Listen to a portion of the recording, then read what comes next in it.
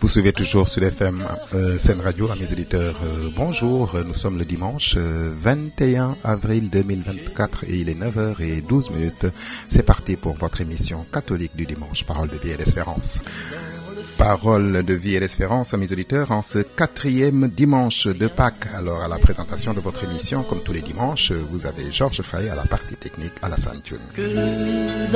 Et en ce 4e dimanche de Pâques, donc, voici les textes que la liturgie nous propose. La première lecture est tirée du livre des Actes des Apôtres au chapitre 4, les versets 8 à 12. La deuxième lecture est tirée de la première lettre de Saint Jean au chapitre 8, les versets 1 à 2. Et enfin, l'évangile de ce dimanche est également de Saint Jean au chapitre 10, les versets 11 à 18. Vous avez donc là, mes auditeurs, les textes de ce jour, de ce dimanche, 4e dimanche de Pâques et dimanche du bon pasteur. Oui, le Christ qui se définit lui-même comme le bon berger, le bon pasteur. Lecture du livre des Actes des Apôtres. Convoqué devant le grand conseil d'Israël, Pierre, rempli de l'Esprit Saint, déclara: « Chefs du peuple et anciens, nous sommes interrogés aujourd'hui pour avoir fait du bien à un infirme, et on nous demande comment cet homme a été sauvé.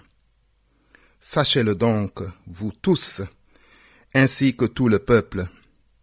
C'est grâce au nom de Jésus de Nazareth, crucifié par vous, ressuscité par Dieu, c'est grâce à lui que cet homme se trouve là, devant vous, guéri. Ce Jésus, il est la pierre que vous aviez rejetée, vous les bâtisseurs, et il est devenu la pierre d'angle. En dehors de lui, il n'y a pas de salut, et son nom, donné aux hommes, est le seul qui puisse nous sauver. » Voilà donc, amis auditeurs, le texte de la première lecture de ce 4e dimanche de Pâques, dimanche du bon pasteur. Et donc, ici, il s'agit d'une convocation des apôtres, et notamment de Pierre, devant le grand conseil. Alors, ils sont accusés d'avoir guéri un infirme. Et donc, ça c'était à la porte du temple, et au nom de Jésus. Donc, Pierre et Jean sont arrêtés, et on leur demande de s'expliquer. Et c'est la première fois d'ailleurs dans le livre des Actes des Apôtres que la présence de l'Esprit est mentionnée avant un discours, puisque le texte dit « Pierre, rempli de l'Esprit Saint, déclara ». Ainsi donc se réalise la promesse de Jésus qu'il avait faite en Luc, chapitre 12, verset 12. On peut aussi noter que Pierre ne dit pas que l'infirme a été guéri, mais qu'il a été sauvé. Et c'est différent.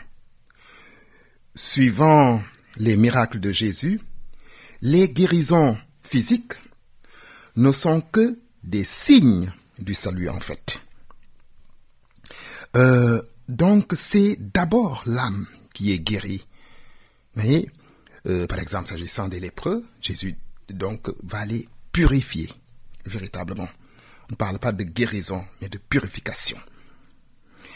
Donc, ce ne sont que des signes du salut. Et le kérygme, d'ailleurs, est rappelé ici dans sa forme très brève. Lui que vous avez crucifié, lui que Dieu a ressuscité des morts. Donc, l'annonce de la résurrection est accentuée par, d'ailleurs, la métaphore de la pierre. Parce que Pierre ajoute que la pierre que les bâtisseurs avaient rejetée est devenue la pierre angulaire, la pierre d'angle. Dans l'œuvre de Luc, le nom qui équivaut à la présence, donc le nom équivaut effectivement à la présence vivante du Christ. Et d'ailleurs, cela, nous le retrouvons dans le psaume de ce jour. La pierre rejetée par les bâtisseurs est devenue la pierre d'angle. Donc ici, dans ce texte, Luc prend soin de préciser d'entrée de jeu que Pierre a été rempli de l'Esprit Saint. Quand il fait la déclaration solennelle devant le Sanhédrin, c'est-à-dire en fait ici le tribunal. Cela veut dire que ce que dit Pierre est particulièrement important dans un premier temps et que dans un deuxième temps, n'est-ce pas, il faut un certain courage pour oser le dire. Ceci se passe après la guérison d'un boiteux au temple de Jérusalem, près de la Belle Porte. Donc, ici, ce petit discours de Pierre, donc, va convertir un certain nombre. Mais il ne va pas être du goût de tout le monde. On le comprend, puisque les mêmes qui ont décidé de la mort de Jésus il n'y a pas si longtemps aimeraient bien ne plus entendre parler de Jésus. C'est pour ça qu'ils l'ont mis à mort. Mais après sa résurrection, voilà que, eh bien, celui qu'ils voulaient faire taire, n'est-ce pas, et l'enseignement nouveau, n'est-ce pas, qu'il proclamait, donc celui-là et son enseignement deviennent encore plus forts et plus vivaces. Et Luc raconte, Pierre et Jean parlaient encore au peuple, quand les prêtres, le commandant du temple et les Sadducéens les abordent. Ils étaient excédés de les voir instruire le peuple et annoncer, dans le cas de Jésus, la résurrection. Et donc ils furent arrêtés et mis en prison jusqu'au lendemain, car le soir était déjà venu. Et le lendemain, les chefs des prêtres, les anciens et les scribes, qui se trouvaient à Jérusalem, se rassemblent, et il y avait le grand prêtre Anne Caïphe, Anne, Jean, Alexandre, et tous les autres membres des familles des grands prêtres. Et on leur fit amener Pierre et Jean devant eux, et ils procédèrent à leur interrogatoire. Donc, à quelle puissance ou à quel nom avez-vous eu recours pour faire cela, pour guérir un boiteux? Et cette question est une question grave, amis auditeurs. Voilà. Parce que s'ils ont tué le Maître, le Christ, ils n'hésiteront peut-être pas à en faire autant, à user de tous les moyens pour faire taire les disciples. Mais, justement, en invoquant le nom de Jésus, Pierre avait conscience d'invoquer le Dieu d'Israël lui-même. Tout le problème est là, en fait. Et notre texte d'aujourd'hui ne parle que de cela.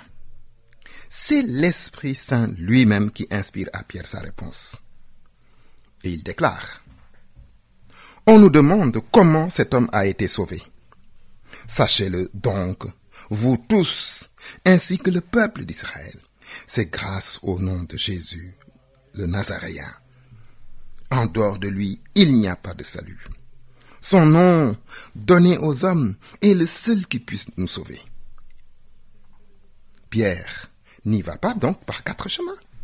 Au lieu d'essayer de tempérer, de nuancer son propos, de sauver sa tête. Non. Eh bien, il reconnaît publiquement, n'est-ce pas, avoir invoqué le nom de Jésus. Ce qui revient, n'est-ce pas, donc, à presque aggraver son cas. Et Pierre va plus loin, il lui décerne le titre de sauveur, qui était strictement réservé à Dieu. Les prophètes étaient très fermes là-dessus. Le sauveur, c'est Dieu.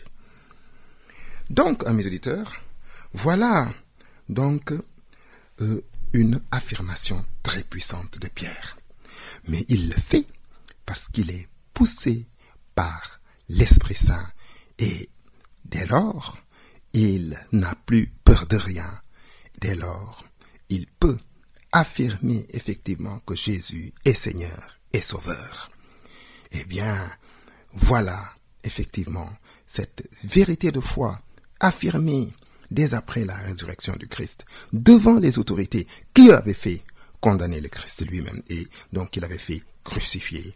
Et donc, c'est dire que la résurrection, n'est-ce pas, est cette force, n'est-ce pas, cette force que nul ne peut arrêter. Et depuis cette proclamation de Pierre devant le conseil, eh bien, à chaque fois, effectivement, que les chrétiens sont devant le tribunal du monde, qui veut leur faire, n'est-ce pas, douter de cette vérité de foi, eh bien, il réaffirme, c'est Jésus, la pierre angulaire, c'est lui qu'on a crucifié et que Dieu a ressuscité d'entre les morts, et qu'il n'y a pas sous le ciel un autre nom par lequel nous puissions être sauvés. Alors je rappelle à mes auditeurs que vous suivez Parole de vie et d'espérance en ce 4e dimanche de Pâques, dimanche du bon pasteur. Évangile de Jésus-Christ selon saint Jean. Jésus disait aux Juifs, « Je suis le bon pasteur, le vrai berger. Le vrai berger donne sa vie pour ses brebis. Le mercenaire, lui, n'est pas le pasteur, car les brebis ne lui appartiennent pas. S'il voit venir le loup, il abandonne les brebis et s'enfuit. Le loup s'en empare et les disperse. Ce berger n'est qu'un mercenaire, et les brebis ne comptent pas vraiment pour lui. Mais moi, je suis le bon pasteur. Je connais mes brebis, et mes brebis me connaissent. Comme le Père me connaît, et que je connais le Père, et je donne ma vie pour mes brebis. J'ai encore d'autres brebis, qui ne sont pas de cette bergerie, mais celles-là aussi, il faut que je les conduise. Elles écouteront ma voix. Il y aura un seul troupeau et un seul pasteur. Le Père m'aime parce que je donne ma vie pour la reprendre ensuite. Personne n'a pu me l'enlever. Je la donne de moi-même.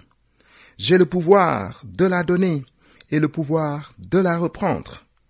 Voilà le commandement que j'ai reçu de mon Père.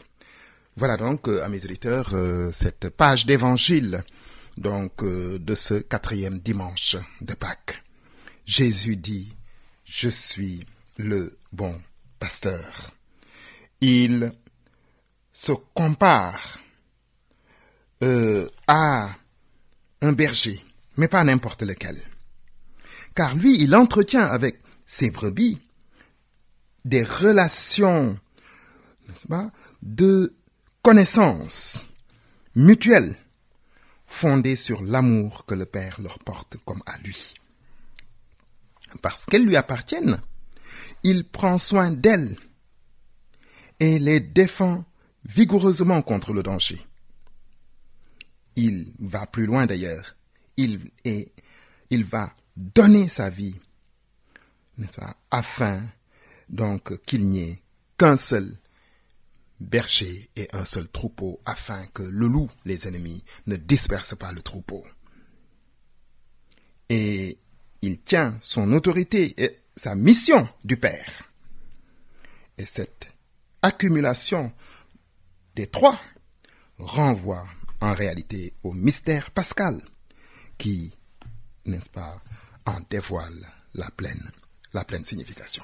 Donc ici, amis auditeurs, Jean nous dit dans son évangile que Jésus s'adressait aux Juifs et il leur dit « Je suis le bon pasteur ». En fait, l'image du berger pourrait faire sourire d'ailleurs. Même d'ailleurs, on le voit avec les images pieuses, comme on les appelle. On voit un beau jeune homme, donc très très beau, de longs cheveux, vraiment les traits fins, etc., qui porte sur ses épaules une brebis. Une belle image. Mais ce n'est pas, n'est-ce pas, l'image que Jésus donne de lui. Ce n'est pas ce très beau berger. Non. Le berger dans l'ancien Israël était un nomade, rude. Oui, un guerrier même, vaillant guerrier. Il était intrépide. Voilà. Repensons d'ailleurs, amis auditeurs, à l'image de David se battant contre un lion alors qu'il était berger pour défendre son troupeau. C'était donc une image traditionnelle pour parler des rois d'Israël. C'était de vrais bergers. Ils étaient prêts à tout pour, n'est-ce pas, sauvegarder, n'est-ce pas, l'intégrité de leur troupeau. Et c'est cette image qui est en arrière-plan, n'est-ce pas, dans notre évangile. Et non pas une image champêtre, bucolique ou etc. Non, ce n'est pas cela. Cela reviendrait presque à dire que oui, il nous faut revoir ces images pieuses. Le berger, en fait, est celui qui est en proie à l'hostilité du milieu ambiant. Au fond, en fait, c'est la passion qui est ici en filigrane derrière cette image. Le vrai berger qui donne sa vie pour ses brebis est à lire en lien avec une autre parole. Ma vie, nul ne la prend. C'est moi qui la donne. Jésus ajoute, je connais mes brebis et mes brebis me connaissent. Donc, à l'amour du berger, se manifestant dans une connaissance personnelle, répond l'amour, n'est-ce pas, d'un peuple dont la connaissance est le don de l'esprit. Donc, le vrai berger qui donne sa vie, c'est Jésus sur la croix. Pour nous libérer, n'est-ce pas, de l'esclavage du péché et de la mort. Il a donné sa vie et il le dit, ma vie c'est moi qui la donne, nul ne peut me la prendre.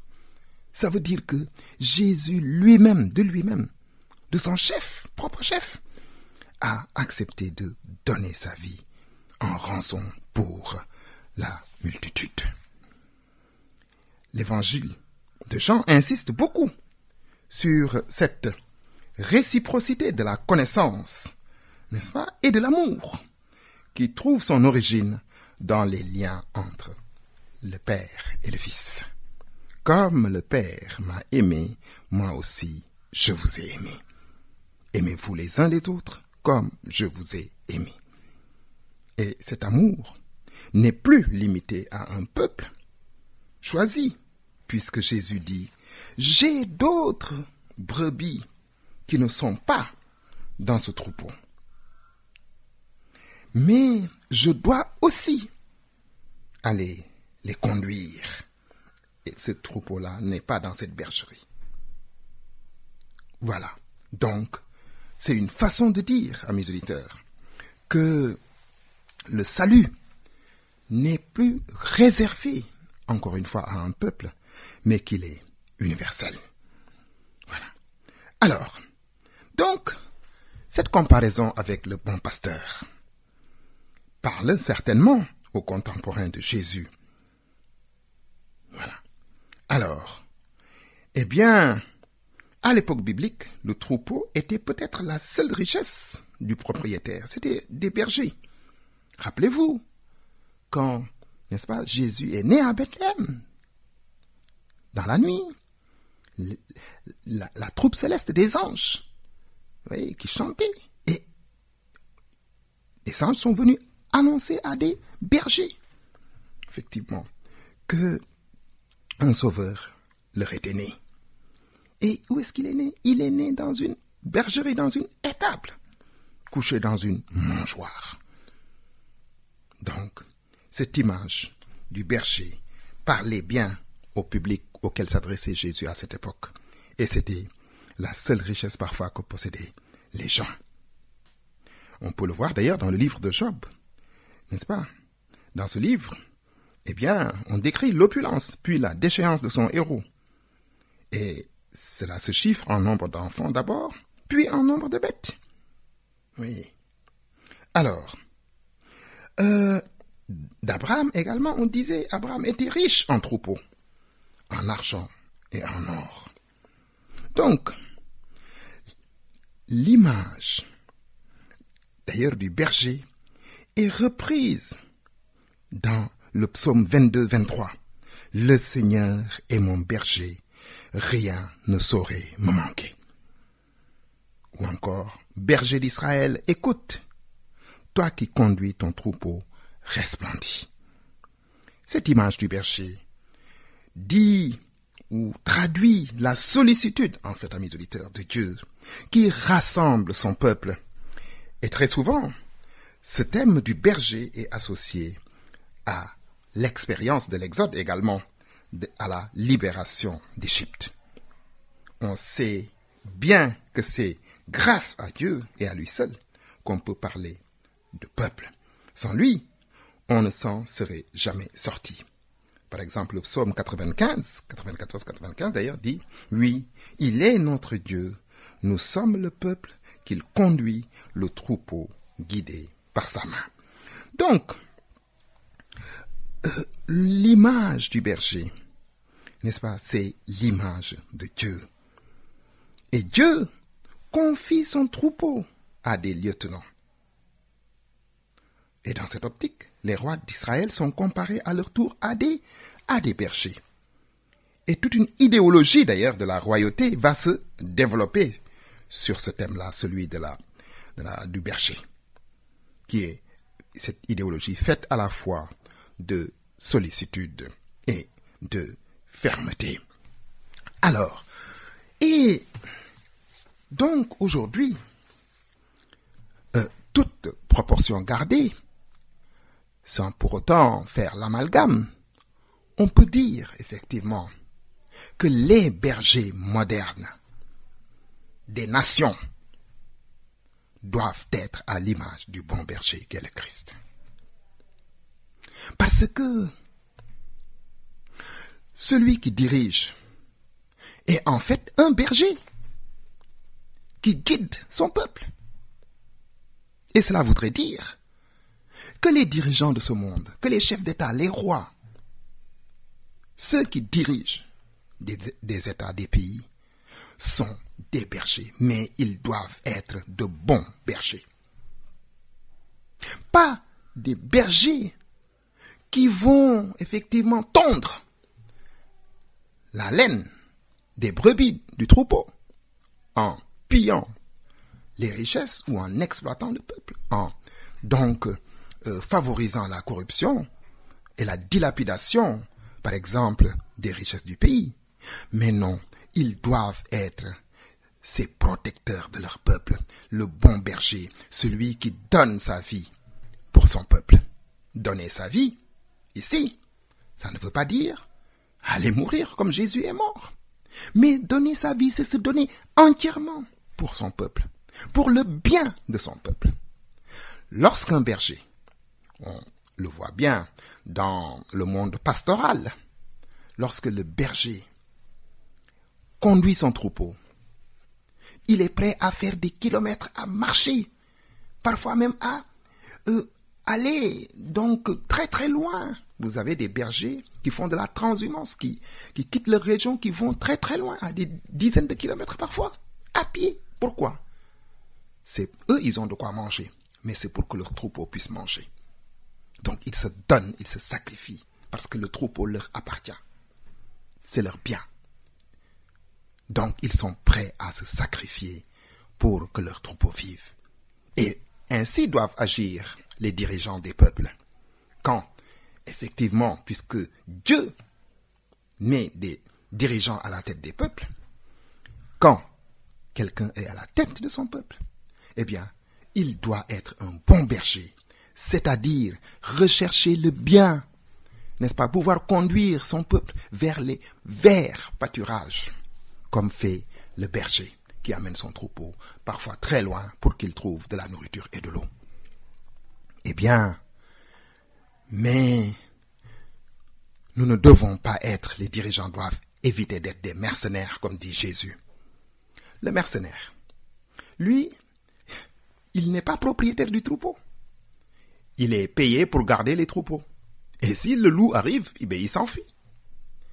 S'il peut effectivement prélever, n'est-ce pas, sur les brebis, il le fait. Si une est perdue, il ne va peut-être pas se donner de la peine pour aller la rechercher.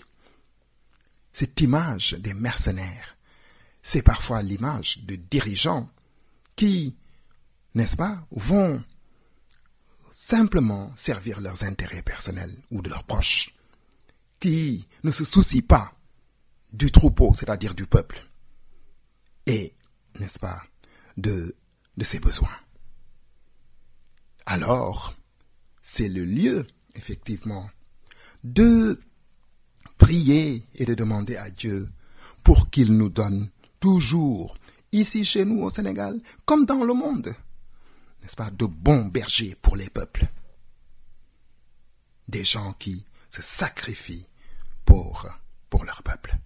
C'est cela, effectivement, aussi, un des enseignements du texte de ce dimanche, si nous voulons bien le réactualiser. Alors, je rappelle à mes auditeurs que vous continuez toujours de suivre votre émission catholique Parole de vie et d'espérance sur Sud FM Sen Radio. Lecture de la première lettre de Saint Jean. Mes bien-aimés, voyez comme il est grand l'amour dont le Père nous a comblés. Il a voulu que nous soyons appelés enfants de Dieu, et nous le sommes. Voilà pourquoi le monde ne peut pas nous connaître, puisqu'il n'a pas découvert Dieu. Bien-aimés, dès maintenant, nous sommes enfants de Dieu. Mais ce que nous serons ne paraît pas encore clairement. Nous le savons. Lorsque le Fils de Dieu paraîtra, nous serons semblables à lui, parce que nous le verrons tel qu'il est. Voilà donc, amis auditeurs, le court passage de la lettre de Saint Jean. Et donc, première lettre de Saint Jean. Et nous retrouvons ici l'affirmation du prologue de l'évangile de Jean. Lorsqu'il dit « Mais à ceux qui l'ont reçu, à ceux qui croient en son nom, il a donné le pouvoir de devenir enfants de Dieu. Ceux-là ne sont pas nés du sang, ni d'un vouloir de chair, ni d'un vouloir d'homme, mais de Dieu. C'est donc une réalité même si cela n'apparaît pas clairement. C'est pourquoi le monde formé de ceux qui n'ont jamais connu Dieu, parce qu'ils n'ont pas connu le Christ, est incapable de connaître que l'homme est né de Dieu. En fait, il faut peut-être un peu s'arrêter à cette phrase. Donc, le monde ne peut pas nous connaître. Pour comprendre cette phrase, il faut se souvenir que pour Jean, le mot « monde », cosmos en grec, a deux sens. Parfois, il vise le monde que Dieu aime de toute éternité et qu'il veut sauver. Parfois, il vise tout ce qui est hostile, en fait, ou tout ce qui est imperméable au message divin. Le monde, c'est bien souvent, ce qui est la tendance actuelle. Vous voyez, donc, aujourd'hui, on pourrait dire que le monde, a d'autres soucis plus matériels que, par exemple, la foi. Quand on dit le monde, en fait, ce sont ceux qui, effectivement, sont parfois hostiles, opposés. Et dans son évangile, par exemple, Jean nous rapporte ce que Jésus a dit à ses disciples le soir du jeudi saint à propos du monde. Il dit, « Si le monde vous hait, vous déteste, sachez qu'il m'a haï le premier. Si vous étiez du monde, le monde aimerait ce qui lui appartiendrait. Mais vous n'êtes pas du monde. C'est moi qui vous ai mis à part du monde, et voilà pourquoi le monde vous hait, le monde vous déteste. Et souvenez-vous de la parole que je vous ai dite. Le serviteur n'est pas plus grand que son maître. S'ils m'ont persécuté, ils vous persécuteront vous aussi. S'ils ont épié ma parole, ils épieront aussi la vôtre. Tout cela, ils vous le feront à cause de mon nom, parce qu'ils ne connaissent pas celui qui m'a envoyé. C'est ce que dit Jean au chapitre 15, versets 18 à 21 de son évangile.